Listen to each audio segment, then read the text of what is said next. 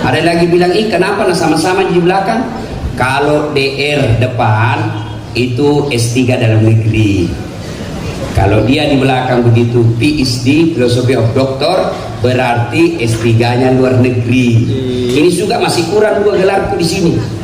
Masih ada SOS, Sarjana Sosial, SAG, Sarjana Agama. Kalau PhD itu PhD, Philosophy of Doctor luar negeri. Sombong tidak, klarifikasi.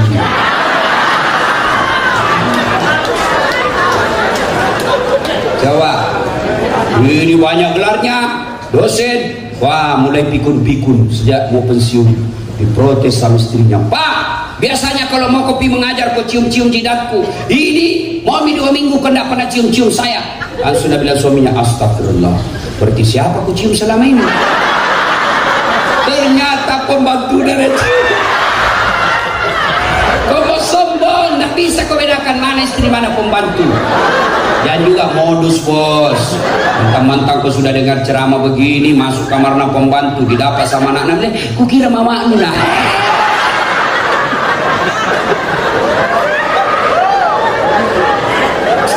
Dua, ayo, yang menyebabkan orang sombong, satu ilmu, bertambahnya ilmu. Yang kedua, bertambahnya pangkat jabatan. Jangan sombong gara-gara pangkat, bos. Kepala dinas tergantung bupati. Jangan kau sombong. Bupati suka kau, tapi istrinya bupati tidak suka kau.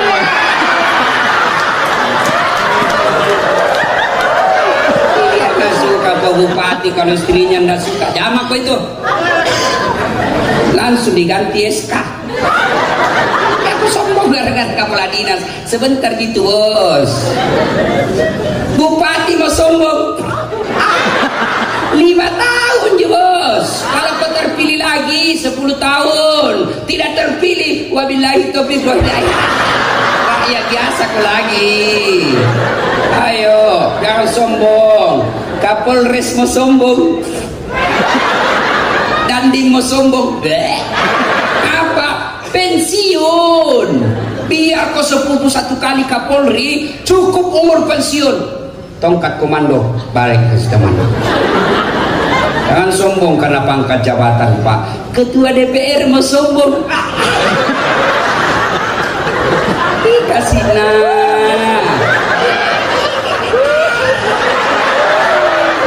sombong, bos. Jadi anggota DPR mau sombong, jangan. Kau jadi anggota DPR karena rakyat memilihmu. Apa mau disombongkan, bos? Bupati sementara, wakil bupati sementara, DPR sementara, ustadz sementara, polisi sementara, tentara sementara, kaya sementara. Apa kamu sombongkan? Enaknya itu kalau ada orang selayar tinggi pangkatnya, kaya, bangsawan, tapi rendah hati. Orang semua senang itu. Lewat, nah panggil anaknya. Nah, kau lihat itu, orang kaya itu, nah, bangsawan, tapi halus sekali bicaranya. Sampai anaknya pun diberitahu, contoh kau itu, nah. Tapi tinggi pangkatmu, kaya, kau sombong, memang orang siap di depanmu. Siap. Lewat mobilmu, nah kasih tahu anaknya, jangan lalu kau seperti itu. Ya, jelas. Bupati saja tidak boleh sombong, apalagi Satpol PP, polisi setengah.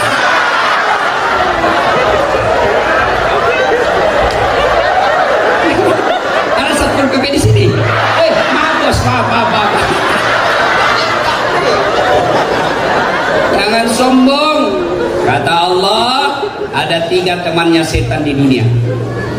Temannya setan di dunia, satu di antaranya adalah ghaniyun mutakabbir, orang kaya yang sombong. Kaya harta, sombong, temannya setan. Kaya pangkat, sombong, temannya setan. Kaya ilmu, sombong, temannya setan. Tapi orang masih bilang, ya pantaslah, tinggi pangkatnya, kaya, terkenal, temannya setan. Tapi orang masih bilang, ya wajar.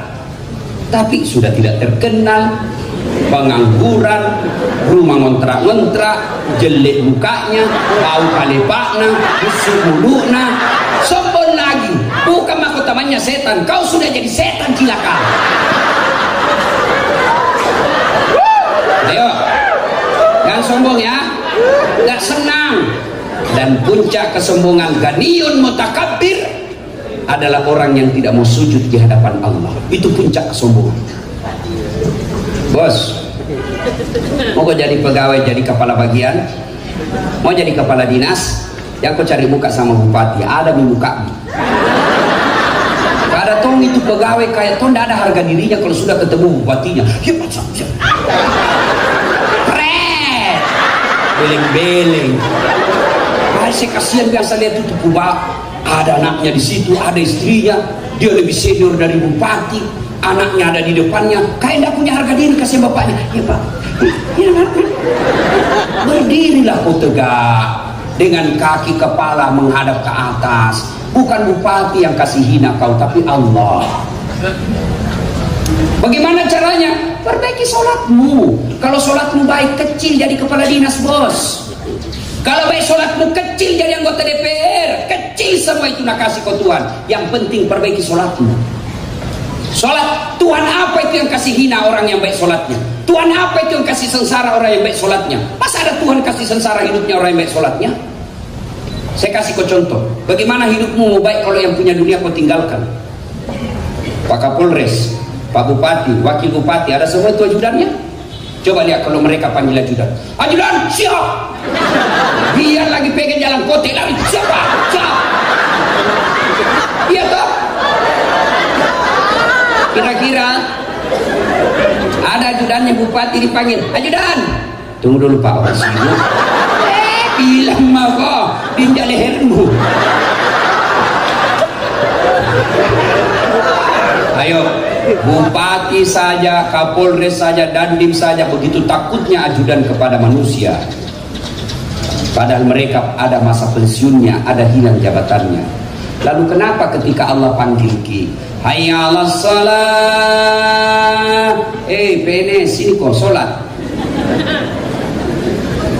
Ya Allah perbaiki hidupku, ya Allah muliakan hidupku, ya Allah perbaiki jabatanku. Allah balas, sini mah kok, saya kasih kok. Hayya 'alal falah, sini saya kasih kau kejayaan. Hayya 'alal falah itu kan artinya mari saya kasih kau kemenangan. Sini kok saya kasih kau yang kau mau. Tapi apa kita bilang? Tunggu, lagi meeting, tunggu, lagi rapat. Nah bilang Tuhan sudah dipandai urus mah kok.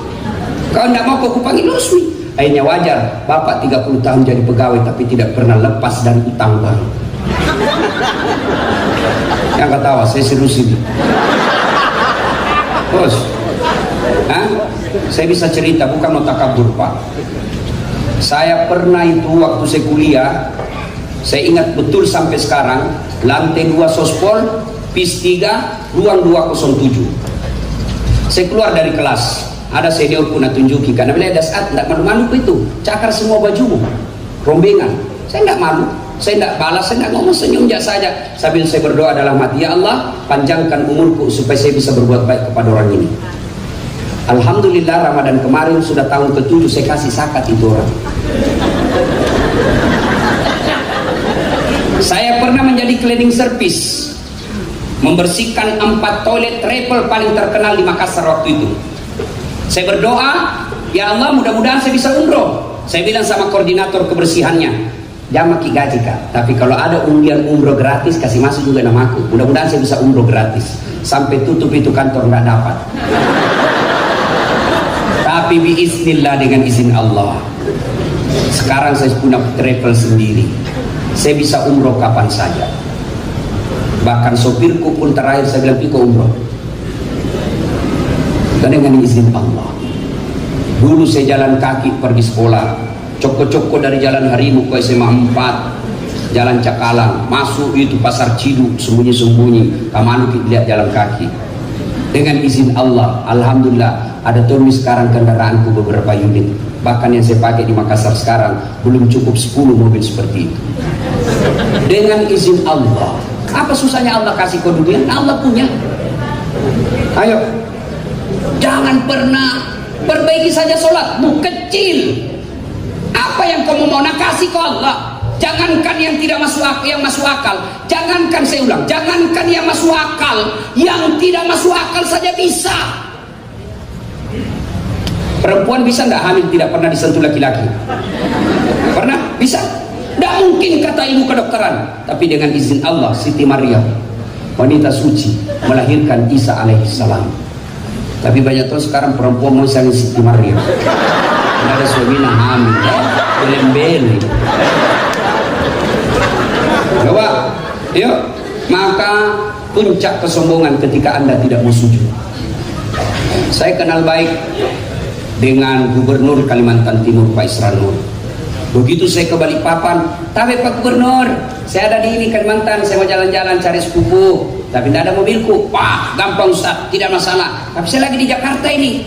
Jadi bagaimana Pak Gub? Tenang, dia telepon Pak Gubernur ajudannya. Ajudan, siap. Itu ada Ustaz Dasat. Kau jemput di bandara, bawakan kau mobil, kasih full tangki, jangan lupa kasih pembeli pulsa. Siap, laksanakan. 1 jam kemudian datang ajudan. Pak Ustadz, ada kiriman dari Pak Gubernur. Selesai masalah saya, Pak Gubernur. Kenapa? Saya akrab sama yang punya mobil. Sebaliknya ada orang pergi juga Balikpapan, tidak pernah ketemu, tidak pernah dilihat, tidak pernah ditahu, nak telepon. Tapi Pak Gubernur, saya ada di Balikpapan, tunggu dulu mobil, pinjam dulu mobil tak? Siapa nak telepon Gubernur? Siapa? Kapolres. Tangkap. Penipu itu. Tidak kenal tiba-tiba nelpon, tangkap dia. Begitu juga Bapak, tidak pernah sholat. Hari Jumat saja sholatnya, itu pun paling terlambat datang, paling cepat pulang. Orang khotbah dia tidur. Tiba-tiba sakit, ya Allah capek, ya Allah capek menghadapi ini. Nah bilang Tuhan, ya sudah, karena dia sudah capek sekali cabut nyawanya. Kamu perbaiki sholat. Ibu-ibu perbaiki sholat, kecil itu Bu, kecil sama urusan dunia. Apa susahnya Allah kasih? Yang penting sholat. Kalau tidak sholat, habis kau punya masa depan. Yang kedua, menyebab sekarang tadi sombong. Yang kedua, yang menyebabkan putus persaudaraan pemilu, sombong. Yang ketiga apa? Sangka buruk. Jangankan sebuah kabupaten, jangankan sebuah negara, rumah tangga saja pasti tidak akur kalau ada sangka buruk. Suami sangka buruk sama istri, istri sangka buruk sama suami, tidak rukun itu rumah tangga. Hampir tiap hari orang curhat sama saya masalah rumah tangganya, dan sebab utamanya pecah rumah tangga sangka buruk. Nah telepon suaminya tidak ngejawab, mulai sangka buruk. Ini gara-gara reoni ini si buntu lo bisa sudah sangka buruk. Coba kalau sangka baiki, telepon suami tak, oh tidak ngejawab, oh berarti lagi menghadap sama bupati. Sangka baik, telepon lagi tidak jawab, oh jam 9, oh salat duha ini. Sangka baik, telepon lagi jam 11 tidak ngejawab, oh lagi buang air besar ini kasih. Itu tenang perasaanmu. Tiba-tiba masuk WhatsAppnya temanmu, saya lihat suamimu bonceng cewek deh cantiknya. Sangka baik, oh berarti suamiku lagi ngojek. Tenang perasaan. Ya Bu, bisa Ibu? Bisa. Betul itu ibu-ibu suaminya nak kasih jadi tahanan kota, wajib lapor 24 jam. Baru pergi kantor suaminya 1 jam menelpon, di mana kok Pak? Di mana kok? Ada aja kodon di kantor, kau bikin madu-madunan cari-cari. Di mana kok? Ada kak di kantor, foto dulu baru kirim. Ada begitu di sini? Ada? Ada itu laki-laki takut sekali sama istrinya. Belem-belem. Ada di sini takut sama istrinya? Ada? Ada? Berhenti kau jadi laki-laki. Apa mau takut nak semua gaji tak ambil? Belum itu naik, nak tahu nih. Kerjasama sama bendahara, kerjasama sama pak cicil-cicil. Kita belum tahu, dia sudah tahu nih. Apa mau takut sama istri? Nah gaji tak semua nak ambil. Kita tinggal sisa-sisanya saja. Bayangkan kita carikan uang, dibelikan mobil, dicicilkan rumah, semua tabungan tak dia pegang. Baru kita mau takut sama dia. Memang ceritanya. Andai saja dia kasih modal 7 miliar, oke lah takut nanti nabi modalnya. Ini kita yang ngongkosi, semua orang pandai kita yang ngurus. Apa mau takut? Bilang orang bertustas tidak takut sama istri. Apalah saya takut? Istriku lebih berani dari saya. Beda itu, beda bos. anu ya Ustaz, kalau ngamu Ustaz nak kasih pecah piring, saya ajar kau jadi laki-laki. Kalau dia kasih pecah piring satu, kasih pecah ke satu lusin. Nak kasih pecah gelas, kasih pecah semua. Gelas, piring bisa dibeli. Harga diri sebagai suami tidak boleh diinjak-injak. Takbir.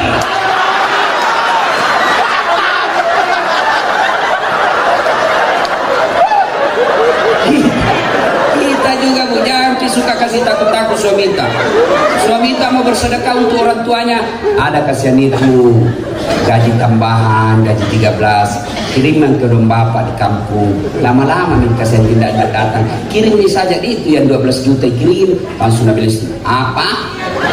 Bapakmu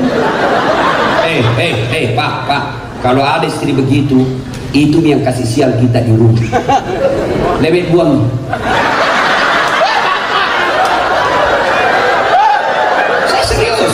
Serius. Saya bilang sama istriku, jangan lalu kau gara-gara orang tua, tidak ada maaf. Kau kenal saya setelah seperti ini. Kau tahu saya setelah saya mapan. Kau mau macam-macam? Tidak ada. Kau boleh marah-marah sama saya, kau boleh kau maki-maki saya, boleh kau lempar kepalaku, yang penting tidak ada kena. Satu yang tidak boleh, jangan lalu kau singgung orang tua aku, tidak ada maaf bagi. Tapi sekali sama istri kau di balik, dia terserah. Nanti kau jadi laki-laki, ya? Serius ini bos. Tapi kita juga ibu baik-baik sama suami kita. Itu laki-laki tergantung istri. Coba kalau dia datang dari kantor dimarah-marahi, pulang langsung usia sabar kita. Memang begitu menjadi pegawai. Masa kita mau marah sama kepala dinas? Kan tidak mungkin.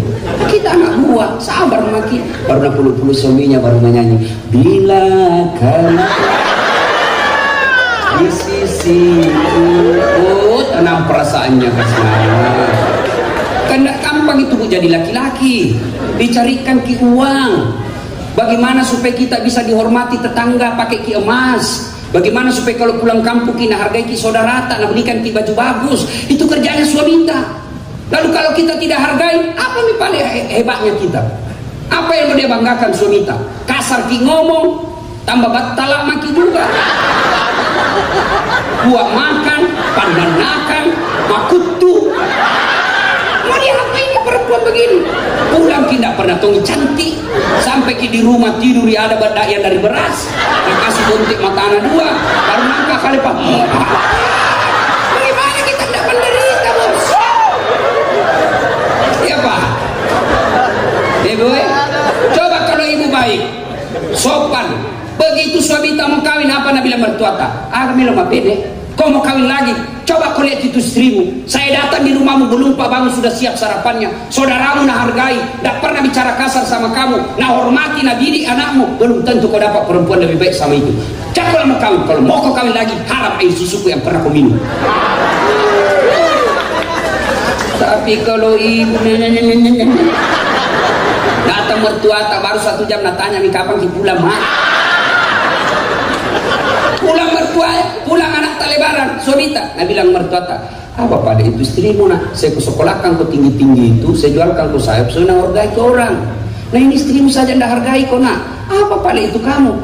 Kau dihina sama istrimu. Ada temanmu nak marah-marahi kau, datang saudaramu tidak pernah nak hormati, tidak pernah kak nak muliakan. Apa pada itu istrimu? Sudah mi, kawin aku lagi kalau perlu sembunyi kau.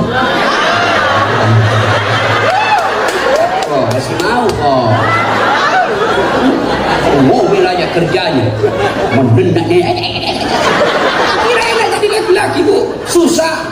Coba beda itu polisi kudu di kantor nanti marah-marahi sama bosnya, siap salah pak, siap salah mana cocok salah siap sampai di rumah dimaki-maki lagi sampai sini. Kenapa kau tidak lawan? Apa mau dilawan lah komandan tak? Yang ketawa serius kayak ini. Enak natung itu kalau pulang ki marah-marah ki langsung sendiri tak lagi menyanyi marah tuh insaflah wahai manusia. Tenang, itu lagu-lagunya ibu dulu kan ada nasihat di dalamnya. Sekarang lagunya ibu-ibu sangka ibu kecil-kecil.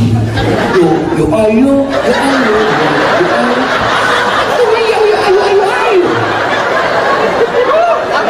nih jelas ibu ya. Oh, ada pernah tanya ke ibu di Makassar. Kalau Ustaz, kenapa itu suamiku tidak betah di rumah? Takutkah dia tersinggung? Saya kasih tahu nih. Saya bilang, ibu, ada orang suami istri ngomel aja kerjanya istrinya. Jadi suatu ketika ini suaminya berpikir bagaimana supaya saya tidak dengar ngomelnya. Wah, dia bawa istrinya pergi ke perhiasan, dibelikan cincin, gelang, senang istrinya.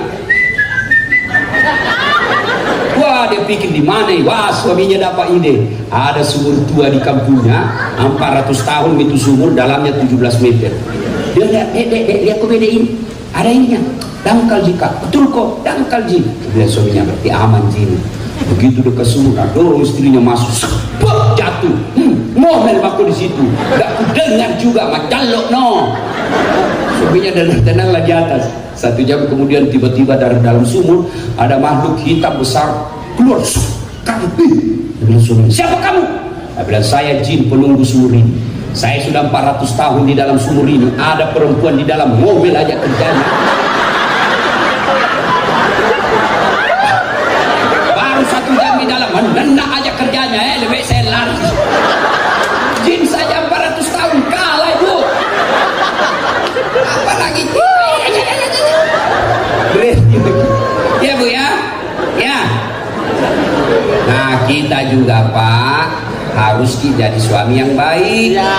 Nah, bayangkan, masih ingat waktu menikah, saudara Dasat Latif, saya nikahkan engkau dengan anak gadisku Naura Siddiqia Nasrun dengan mahar tunai karena Allah. Siapa yang kita jadikan gadai? Bukan bupati, bukan gubernur, bukan menteri, bukan presiden. Siapa yang kita jadikan gadai? Allah Subhanahu wa ta'ala. Artinya perempuan ini kita halalkan, diambil dari ibunya, dibawa dari bapaknya. Untuk apa? Untuk temani kita. Siapa yang kita jadikan jaminan? Allah. Lalu ternyata jaminannya Allah kita khianati, bagaimana mau hidup tak baik?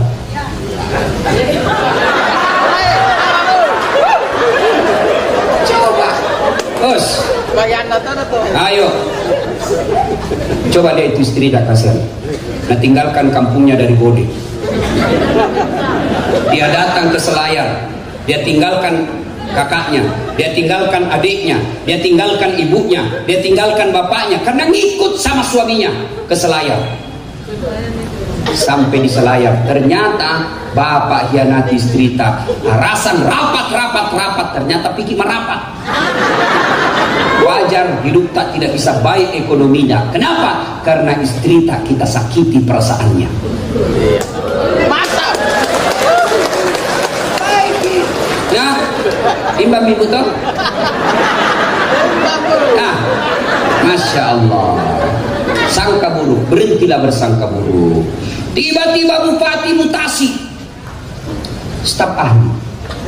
Sangka baik, berarti Pak Bupati tahu Bapak ahli. Staf ahli ini staf ahli yang tidak ada stafnya. Jangan Pak, sangka baik.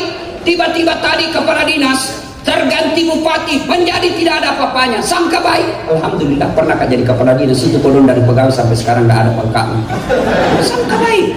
Saya 2013 ikut Pilwali Makassar. Kalah tidak, cuma yang menang lebih banyak suaranya. Namanya sangka baik.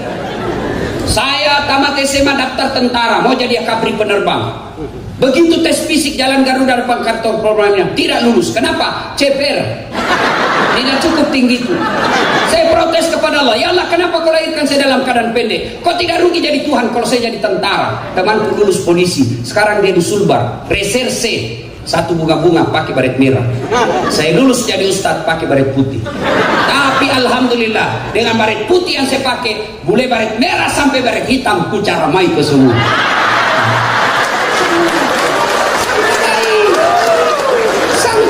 Sangka baik, jangan kau pernah sangka buruk. Sudah jual sawah, pasang baleho, sebarkan jilbab, sosialisasi 24 jam, tidak terpilih anggota DPR, sangka baik. Berarti bukan itu yang terbaik buat saya. Sangka baik. Tidak ada itu enaknya orang sangka buruk, sengsara hidup. Sangka baik saja. Ada orang suami istri sudah 4 tahun tidak punya anak. Tahun kelima dia pergi ke dokter, diperiksa. Oh, alhamdulillah kata dokter ahli kandungan, ibu sudah terlambat 2 bulan. Wah, senang dia, sujud syukur. Dia telepon suaminya, Pak, alhamdulillah saya sudah terlambat 2 bulan. Alhamdulillah. Tapi aku cerita ibu, nanti tidak jadi, malu-malu lagi. Oke, rahasia berdua Pak. Ya, beberapa hari kemudian datang petugas PLN. Assalamualaikum. Waalaikumsalam. Siapa ya? PLN ibu. Kenapa Ki Pak? Ibu terlambat 2 bulan. Kamu sana tahu ini. Pasti suami itu lagi cerita ini. Langsung disangka buruk sama suaminya. Ini lagi suamiku. Pulang suaminya capek, baru berusaha. Memang kau pembohong batala. Apalagi itu? Kenapa itu PLN tahu saya terlambat 2 bulan? Bukan saya. Suaminya pergi di PLN marah-marah. Ada apa kau tahu istriku terlambat 2 bulan? Dia bilang, ada catatan apa? Apa kau catat-catat? Hapus itu. Dia bilang, boleh dihapus Pak, tapi Bapak bayar dulu. Kalau saya tidak mau bayar, ya terpaksa punyanya Bapak diputus. Kalau punya aku kau putus, apa lembagnya istriku di rumah? Ya terpaksa istri tak pakai lilin. Inilah bahaya sangka buruk. Ya, jadi sangka baik, jangan pernah sangka buruk, ya. Nah, yang keempat, penyebab putus persaudaraan setelah sangka buruk apa? Serakah. Apa itu serakah? Menguah. Apa itu menguah? Mau ambil semua. Bagi-bagi proyek bos. Jangan di instansi kamu semua. Ini anaknya, ini iparnya, ini menantunya, ini mertuanya. Dia semua ambil. Kan orang Bugis bilang, pada ini, pada elo. Sifat tuo, sifat tokong. Sifat tuo, sifat tokong. Mali ini, sifat rapeki. Mali lui, sifat kaingaki. Cek dek, tak cek dek tak. Mega bagi-bagi. Coba pakai filosofi itu Pak. Aman proyek. Jangan Pak, kalau Bapak serakah, tidak ada orang suka kita. Barangkali tidak ngelawan kita karena dia nak buat, tapi lambat laun dia tinggalkan kita. Nah, putus persaudaraan. Kenapa sih orang serakah? Karena selalu berpikir bahwa uang itu harta. Hanya duit itu kekayaan, hanya rumah itu kekayaan, hanya deposito itu kekayaan. Bukan itu kekayaan kita. Kata Allah dalam Al-Quran, kekayaanmu bi ahsani taqwim. Saya kasih kau keadaan badan yang sangat sempurna. Itu kekayaan. Ibu-ibu, mau saya kasih handphone gratis, iPhone X Max, harga 25 juta gratis, pulsanya 5 juta gratis. Mau ibu? Mau deh, mau. Tapi begitu dikasih ki langsung tuli. Apa? Mana yang mau tadi? Hah? Mana nako? Mau diapain bang kalau tuli maki? Halo, woi masalah si HP. Halo. Bukan HP masolan, tadi kamu galaca. Berarti yang mahal bukan handphone, yang mahal bukan jaringan, yang mahal itu telinga. Allah kasih kau gratis, nggak perlu kau bayar. Hebatnya lagi telinga, dia punya sensor, dia bisa bedakan mana bunyi handphone, mana bunyi kentut. Nggak perlu kau kursus, langsung nak tahu. Hebatnya lagi telinga, tempatnya bagus. Bagaimana seandainya satu telinga tak dibawa ketek? Menelpon, halo, iya Pak. Di mana kau ini dek? Di rumah aja Pak. Ya, ayo, halo Ibu. Saya lagi mengajar di UNAS, praktek pidato. Tiba-tiba ada cewek, ada kawan di apa namanya? Dengan apa kan namanya itu? Behel. Kaget Kak. Biasanya itu kan yang dikawat pagar jadi kampung. Ini dingin anak kawat. Apa namanya itu deh? Kampungan Ustaz. Apa itu? Behel. Oh, mahal itu deh. Mahal itu Ustaz, 19 juta. Satu kali umroh. Simpan di gigina. Saya panggil dedek, kau kira itu behelmu mahal? Bukan, yang mahal itu gigimu gratis. Kalau tidak ada gigi nak kasih kau Tuhan, apa mau kau kawat? Berarti bukan behel bos, yang mahal itu gigi. Hebatnya lagi itu gigi Pak, meskipun tua muda dibatasi panjangnya. Tumbuh dan panjangnya dibatasi. Bagaimana seandainya dia tumbuh seperti rambut? Keluar semua gigi kita. Saya yakin kalau tumbuh rambut Pak Bupati gigi, tidak ada yang pilih kalau keluar gigi. Itulah hebatnya. Bos, ini ada kamera yang begini-begini. Kita sengaja mata kuliah begini, sinematografi. Bapak kira murah yang begini, mahal ini begini Pak. Tapi apa ini mahal? Bukan apa? Mata. Mau apa kalau tidak ada tamu? Ayo, mata. Hebatnya lagi di mata itu kan dia harus zoom out, zoom in, ya close up bagaimana? Perlu dia tahu kecepatan angin, dia harus kekuatan kamera berapa megapiksel, dia harus hitung berapa jaraknya. Itu harus ditahu semua itu. Perlu puluhan juta, perlu ilmu, baru bisa ambil gambar yang baik. Tapi Allah kasih kita mata, namanya kita punya kamera namanya retina, ada zoom out, zoom in, lensanya namanya pupil. Hebatnya dia bisa buka langsung fokus, tidak perlu komputer. Iya toh? Hebatnya lagi di mata, dia punya sensor pembeda, dia bisa bedakan mana pembantu, mana istri.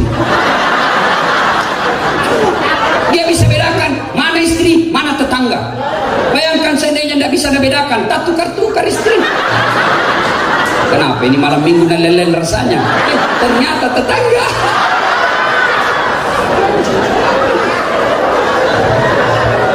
Itu, Bapak, saudara-saudara sekalian, banyak yang bisa menyebabkan putus persaudaraan, tapi waktu yang terbatas.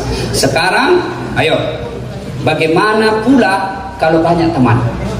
Apa hebatnya? Kalau banyak teman, tak apa hebatnya? Satu, banyak teman, murah rezeki. Ibu berdoa, ya Allah murahkan rezekiku, ya Allah tambahkan rezekiku.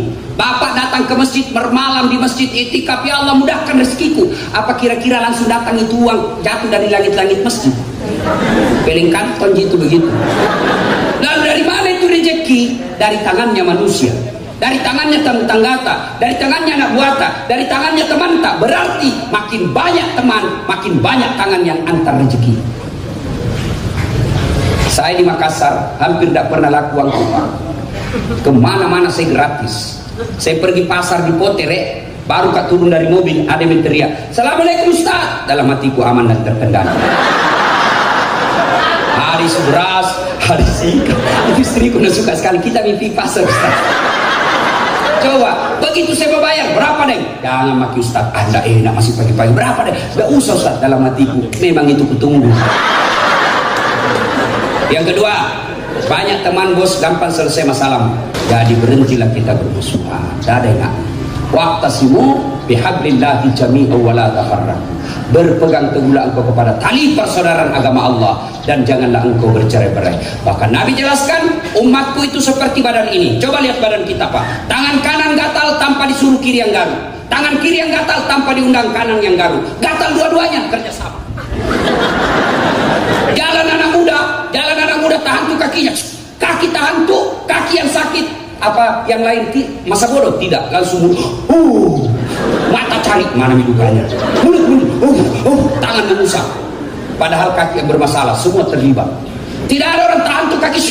Siapa suruh pergi jalan mako cita kok? Tidak mungkin. Begitulah kita mestinya di Kabupaten Selayar. Ya. Satu sakit yang lain ikut rasa sakit. Rakyat Selayar berkata, jangan kau ganggu polisiku, jangan kau ganggu tentaraku, jangan ganggu polisi, jangan kau ganggu bupatiku, jangan kau ganggu lamaku, kau ganggu mereka, kami rakyat Selayar kau hadapi.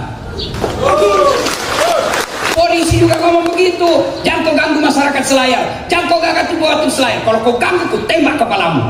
Begitu, satu sakit yang lain ikut merasakan. Ini namanya ukhuwah, persaudaraan. Nah sekarang bagaimana cara menyambungkan persaudaraan? Satu, sedekah. Paling efektif. Orang marah sama kita, bawakan sedekah, berhenti. Sudah dimarahi. Enggak apa-apa jadi ini 1 juta. Enggak apa-apa sih Pak, ini 1 juta ada juga.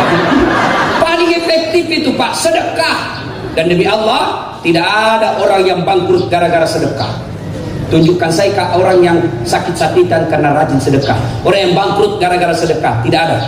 Makin rajin kau sedekah, umurmu sehat, panjang umurmu, dan yang lebih penting berkah hidupmu.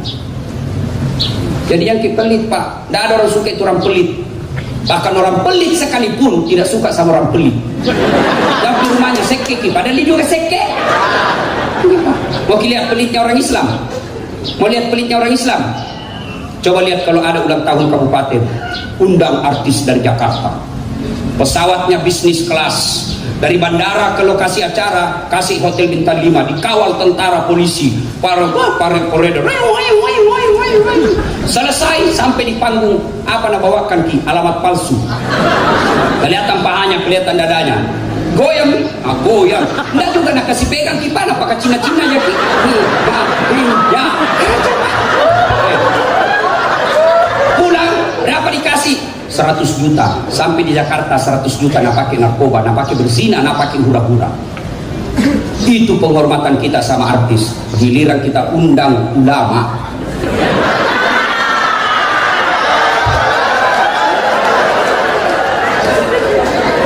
Ini bagus layak. Nah, tahu juga nanti nih. Coba kita undang Pak Imam, kita jemput Pak. Enggak, kita telepon Gojek. Jemput Pak Imam, datang itu Pak Gojek. Pak Imam, apa pergi?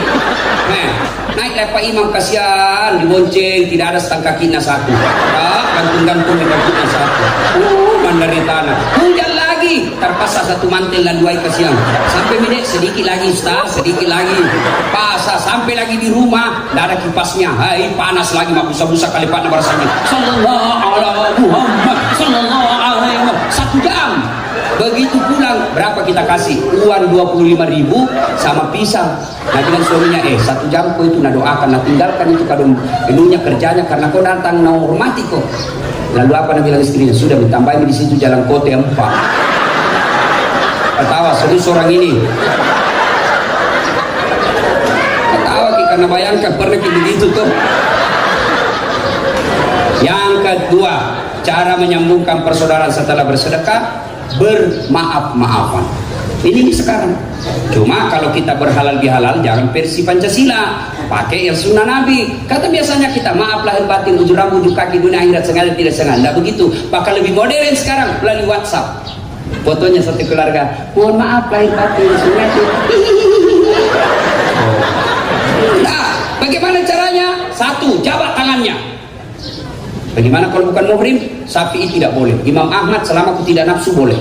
Maka saya kalau masih suatu di Unhas yang cewek sebegini saja. Kenapa? Dia masih muda, saya juga masih muda. Masa nafsu Ustaz? Ini tapi saya manusia biasa. Ayat tidak mengatakan la taqrabu zina illa Ustaz. Jangan dekati zina kecuali Ustaz. Tidak, biar Ustaz hancur tonjin. Jabat tangan. Kalau ibu-ibu yang usia 70 dan sudah bau-bau minyak gosok, nggak mungkin saya nafsu sama nenek-nenek.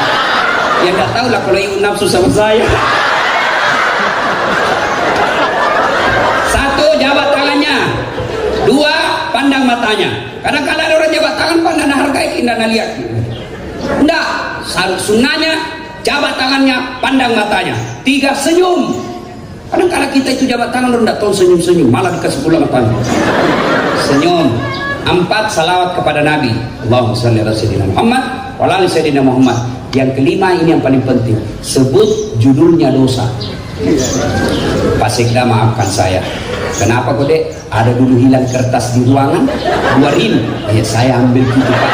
Saya bilang Pak Sekda, pantas tengok mati ku cari. Kasih kembali itu. Nah, baru boleh. Selama Bapak tidak kasih kembali itu tidak dimaafkan Allah. Bapak nanti minta maaf sama istri, sebut judulnya. Karena bilang suami minta maafkan aku, bilang apa judulnya? Jelas memang. Maafkan mas saja, jelaskan kau dulu. Nanti majalok kau lagi, tidak. Bilang apa? Minta maaf kak ibu, karena kak dulu tugas itu ke Makassar sini bukan. Bilang kak ibu, maafkan nggak saya. Nah bilang istrinya tidak apa-apa, pasti maafkan. Begitulah manusia biasa. Kadang-kadang kita hilang karena waktu nak ke Makassar, saya juga selingkuh.